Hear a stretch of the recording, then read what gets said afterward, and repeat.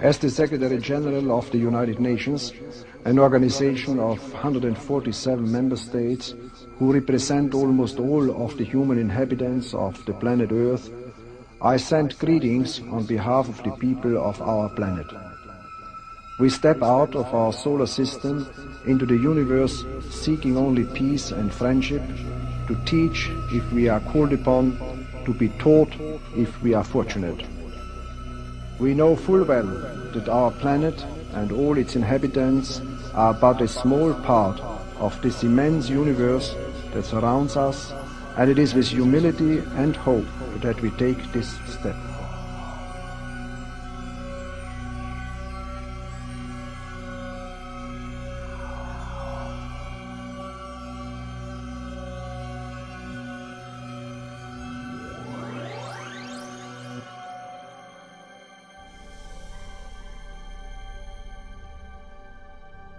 In the 1970s, NASA, with the assistance of Professor Frank Drake and Carl Sagan, designed 4 man-made interstellar probes. 2 were called Pioneers and 2 were called Voyagers. 2 of these probes are still sending data and images back to NASA to this day. They are way beyond Pluto and in deep, deep space. However, you can hardly find any information about the data being sent back to us from the official NASA website and public relations offices. These probes were partly powered by plutonium and a gravitational slingshot after photographing Jupiter, Saturn, Neptune, and Uranus. Aboard these probes, there are gold-plated plaques of copper and video discs with recordings of people's voices, music, singing, and more than 100 images of tribal people, landscapes, and the Earth's oceans. The video discs are sealed in solid gold cases and have a stylus to play themselves.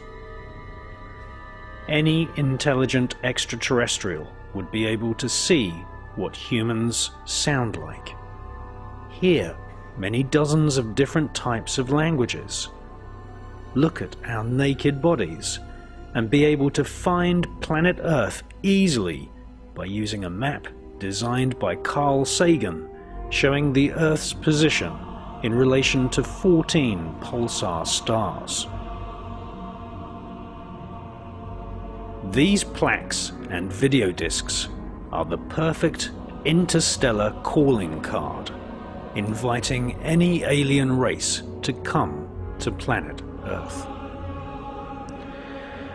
During the 1970s, the highest levels of NASA management were still being run by Nazis such as Werner von Braun, who had previously been an SS officer developing the secret space program for the Royal Bavarian Third Reich.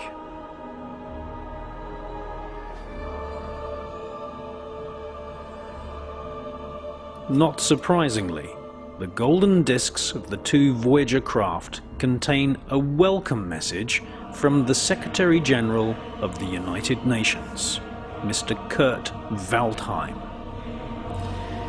Before he represented all nations on planet Earth as Secretary General of the United Nations, Kurt Waldheim was the President of Austria.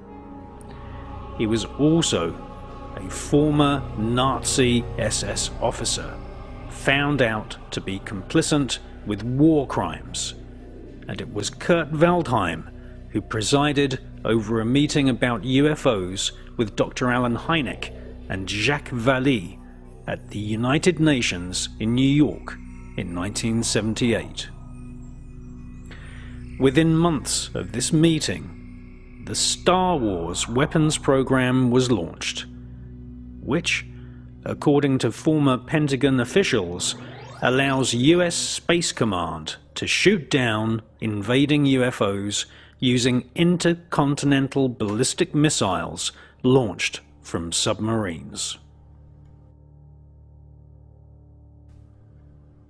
It is very, very obvious that NASA invested huge amounts of money into the Pioneer and Voyager projects, carefully designing golden plaques and golden records which would entice aliens to our planet.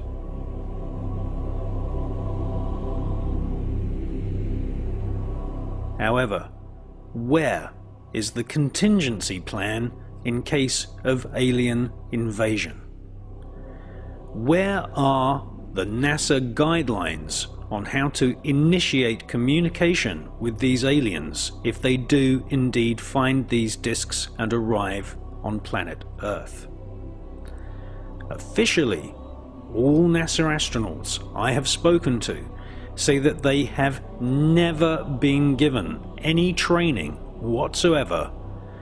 They've never been told how to deal with an encounter with an alien. It is very, very clear from the writings of the people who attended the meeting about UFOs at the United Nations that some kind of protocol, a secret protocol to communicate with aliens, had indeed been planned secretly by officials. It was the French ufologist Jacques Vallée who first postulated a series of hand signals, sounds and colours which would be used to communicate with aliens. It was Jacques Vallée who inspired the character in the film Close Encounters of the Third Kind, played by Frenchman François Truffaut. In the film, it is a Frenchman who is organising the first meeting with aliens, and who is in charge of NASA operations at a secret facility out in the desert, far, far away from where members of the public can see the first historic meeting of humans and aliens.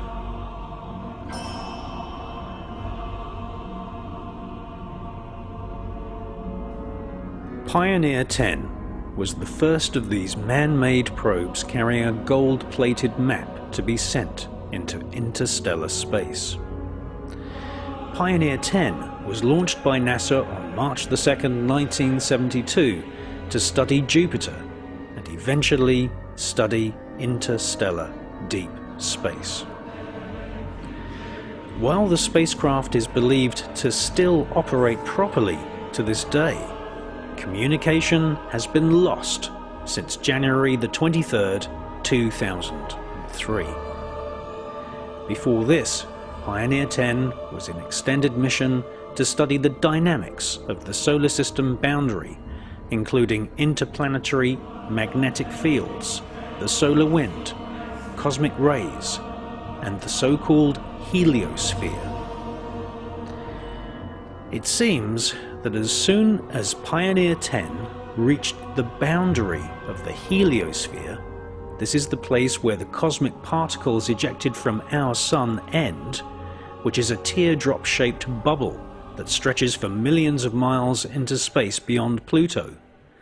As soon as Pioneer 10 reached the outer boundary of the heliosphere, all communications with it abruptly ceased.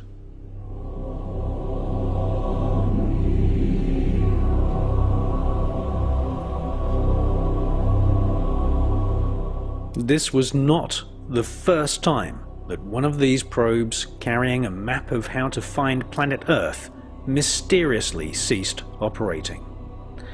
Pioneer 11, also known as Pioneer G, as in the letter G found in the international symbol for Freemasonry, a very apt name considering that many NASA astronauts and technicians are Freemasons, was launched by NASA on April 6, 1973 to study Jupiter, Saturn, and is now out in interstellar deep space. While Pioneer 11 is believed to still operate properly, NASA say that communication with Pioneer 11 has been lost since November the 30th, 1995.